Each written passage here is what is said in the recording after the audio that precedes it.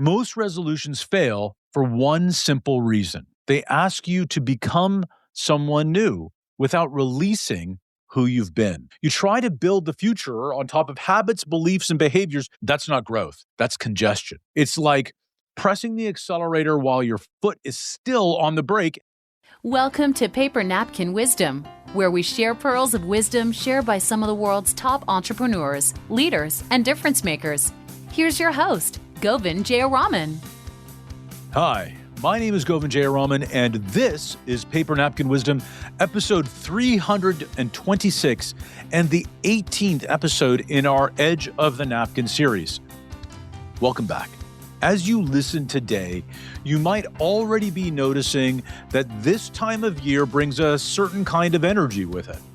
New calendars, fresh intentions, quiet promises we make to ourselves about what's going to be different this time. And maybe, without even trying, you're already thinking about the things you should start doing. Habits to build, disciplines to strengthen, and effort to apply in brand new areas. But what if the shift you're looking for doesn't come from adding anything at all? What if, as you listen, you begin to recognize that clarity often appears not from when we do more, but from when we finally stop doing what no longer belongs? In this Edge of the Napkin, we're going to explore a different kind of resolution, one rooted in certainty, focus, and subtraction. Not a to-do list, but a stop list. You might find yourself noticing where your energy leaks, where you've been dragging anchors without realizing it, or where simply letting go could create more momentum than any new strategy ever could. So, as we begin, you don't need to force anything. You don't need to decide anything. Just listen and allow whatever resonates to surface in its own time. So let's step out to the edge of napkin and see what becomes possible when growth begins with stopping. Let's dive in. This time of year, something predictable happens. Calendars flip, notebooks get bought, pens feel heavier with intention, and millions of people decide that next year will be different. They call it a resolution, and almost always a resolution is framed as doing more discipline, more consistency, more courage, more output, more effort, more grind dressed up as growth. It sounds noble, it sounds ambitious, and it sounds responsible even, but it rarely works. Not because people don't want change badly enough, but because they're trying to add their way into a future that actually requires subtraction. What if the greatest resolution you could make this year isn't about what you'll start doing, but what you'll stop? What if the fastest way forward isn't another habit, but fewer anchors?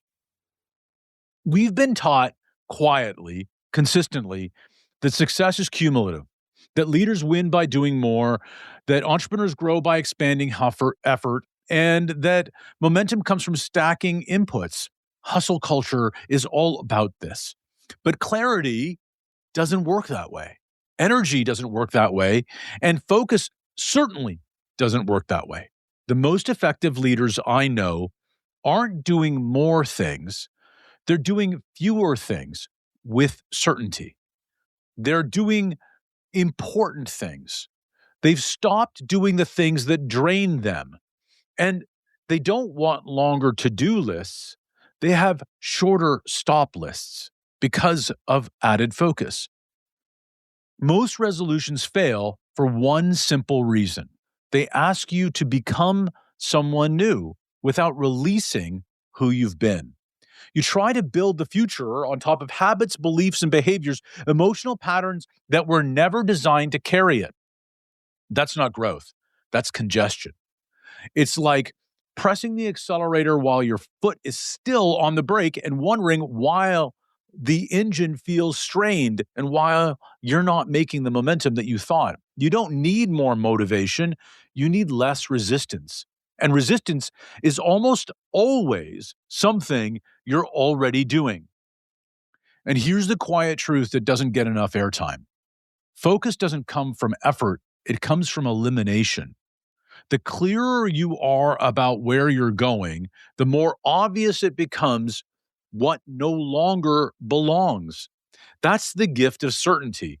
Certainty isn't arrogance, certainty isn't rigidity, and certainty isn't pretending you know how everything will unfold. Certainty is a clarity of direction.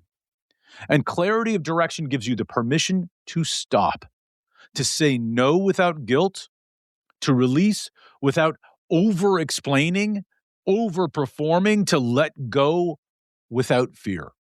And when you're certain of where you're going, you can finally see where your energy is leaking. Reminds me of a story. There was once a seasoned sailor who couldn't understand why his boat had stopped responding.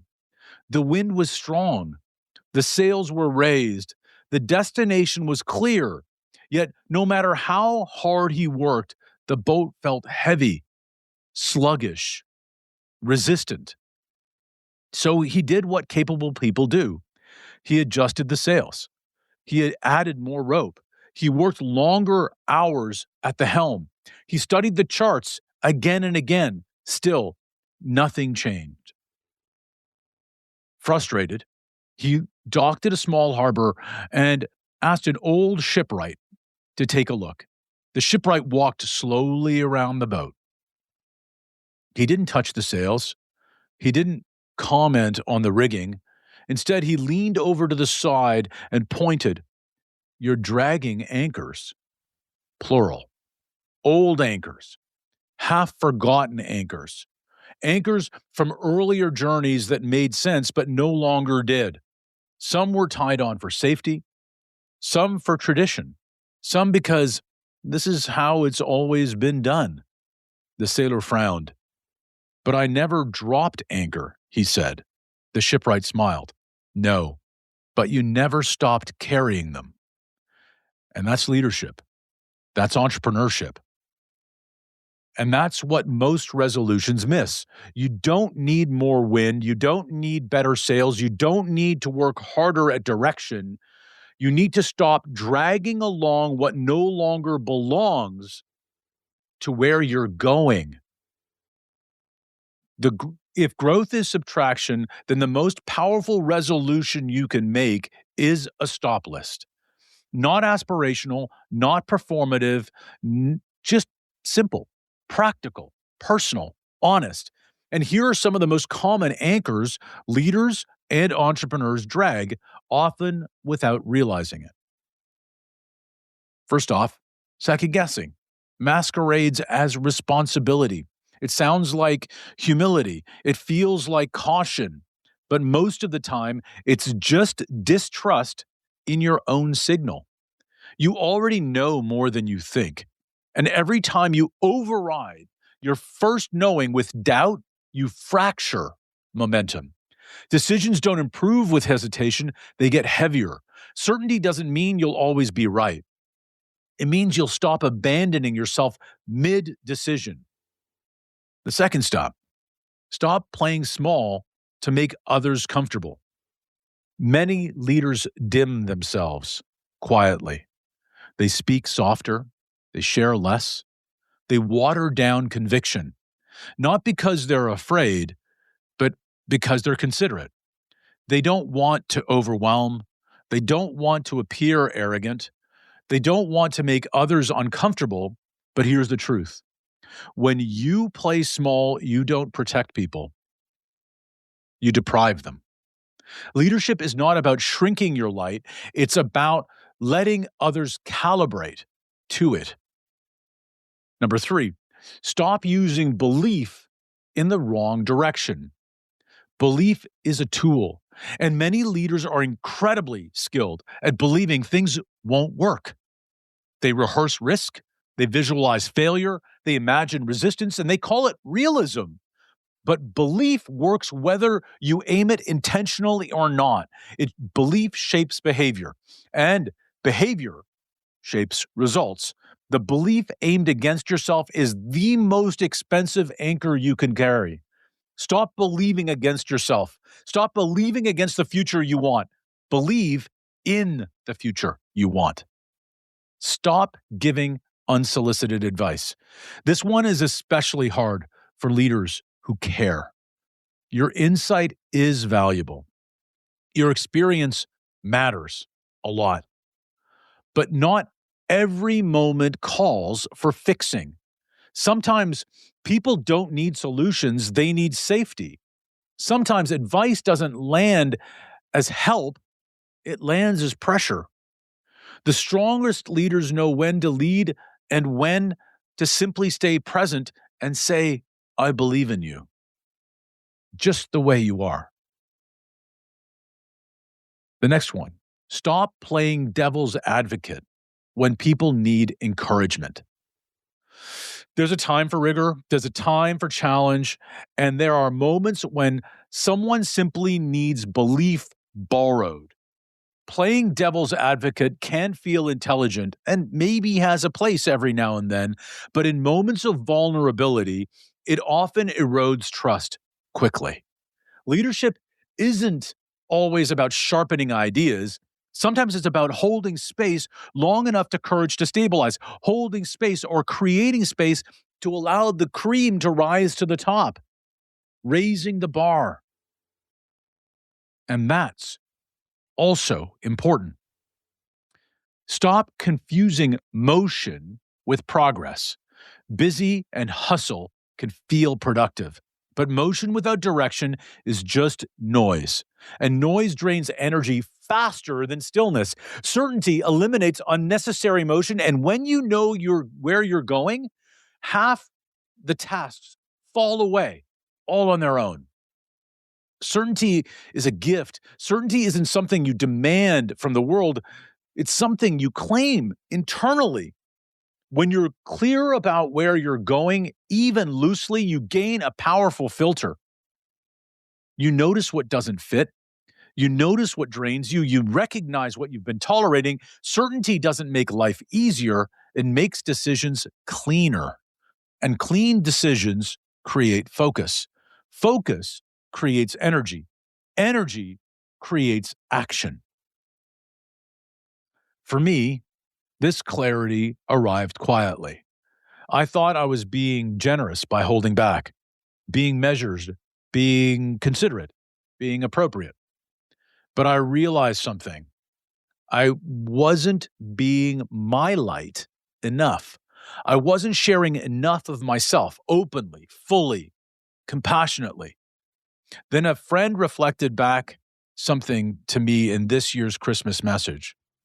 You're selfless with your love and advice to all of us lucky enough to have you in our lives. It landed not as praise, but as a call to action. If that's true, then holding back isn't humility, it's withholding. So my stop list became clearer. Stop dimming, stop self-editing, stop thinking that my optimism was a curse, stop pretending that being myself is too much. My commitment isn't to do more. My commitment is to be more by stopping what isn't aligned. So, if growth is subtraction, what's on your stop list for 2026? What belief is draining your energy? What habit is anchoring your momentum? What behavior no longer belongs in the direction that you're heading? And what becomes possible when you stop dragging it behind you? Because sometimes the boldest move forward isn't adding another sail. It's cutting the anchor loose. And here's one final thought to take with you. You don't need a new year to become someone new. You need clarity about who you already are and the courage to stop getting in your own way. One napkin, one insight, one powerful stop, and that's where momentum begins. Make it a great day.